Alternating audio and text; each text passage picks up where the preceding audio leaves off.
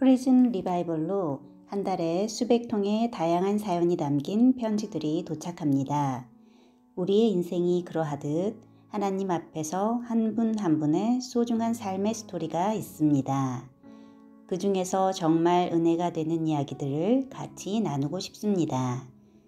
우리들은 잘 알지 못하는 그곳에서도 역사하시고 인도하시는 하나님의 시선을 따라가는 시간이 되셨으면 좋겠습니다. 편지에 있는 이름은 다 가명으로 바꾸었습니다. 선교사님 안녕하세요. 수많은 사람들에게 묵상 자료와 큐티, 중보기도 등 너무나 바쁘신 중에도 저 같은 죄인도 챙겨주시니 너무너무 감사합니다. 일주일에 한 번씩 제 수번과 이름이 적힌 프리즌 리바이벌 팀에서 보내온 봉투를 받는 날이 제일 기쁜 날입니다. 다음 주를 기다리는 마음은 행복합니다. 선교사님께서는 날마다 주님께서 저를 보시면서 하루 종일 기쁘시면 참 좋겠습니다 라고 말씀하시는데요. 아직은 주님의 마음을 잘 모르는 제가 생각하기에도 선교사님은 예쁜 일만 하시니까 주님께서 분명히 기뻐하실 거라 생각됩니다.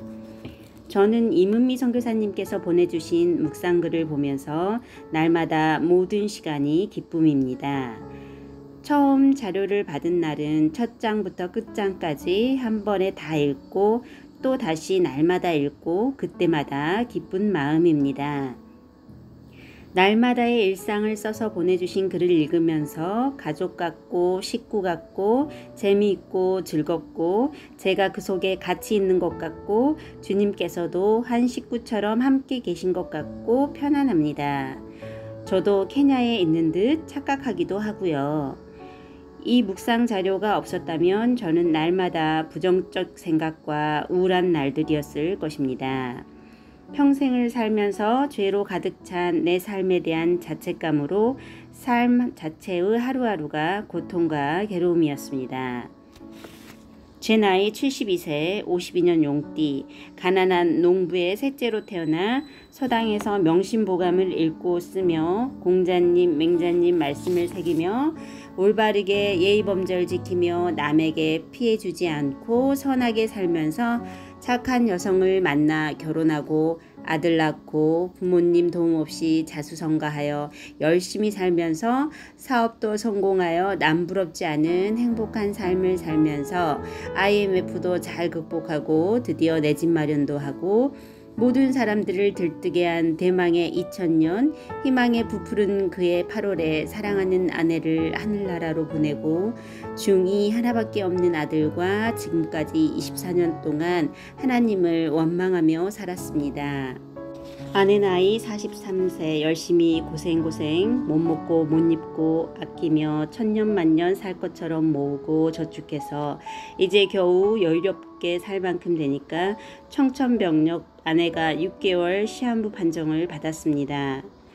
우리 아이 초등학교 때 동네에 나이 드신 권사님께서 제가 현장에 일 나가고 없는 사이 저희 가게에 오셔서 기도해 주시고 친절하신 권사님을 어렸을 적 부모 없이 고아처럼 자라온 저희 아내는 권사님을 어머니처럼 느껴서 그때부터 교회를 다녔습니다. 가게 일도 집안일도 거래처 관계 직원들 식사 등 잘하고 그러면서 교회 봉사일도 잘하였습니다. 그래서 무신론자인 저는 만류하지 않았습니다. 그러던 어느 날 저도 아이 손잡고 세 식구가 여의도 순복음교회 9시 1부 예배 참석을 했습니다. 권사님의 안내로 대강당 강대상 앞자리 조용기 목사님의 쩌렁쩌렁 정확한 발음으로 교과서 같은 가슴에 와닿는 좋은 말씀이었습니다. 새신자 환영 박수를 받고 온몸이 찌릿함을 느꼈고 교회 등록을 했습니다.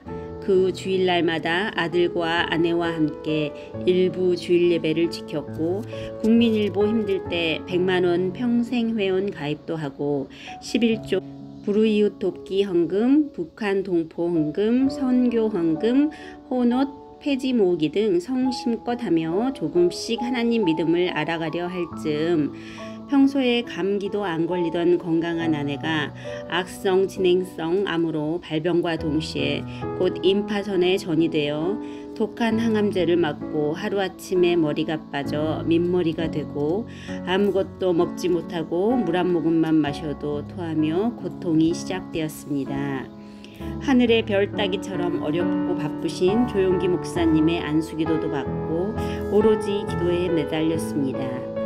믿음이 뭔지 기도가 뭔지도 모르던 제가 낮에는 현장에 나가 일하고 밤이면 병원에 출근하여 밤을 꼬박 새우면서 싸늘해져 가는 아내의 손을 꼭 쥐고 눈물로 진실로 하나님께 기도드렸습니다.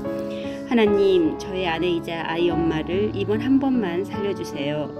살려만 주신다면 무엇이든지 제 목숨이라도 드리겠습니다. 라고요. 그런데 제 기도 들어주시지 않았습니다.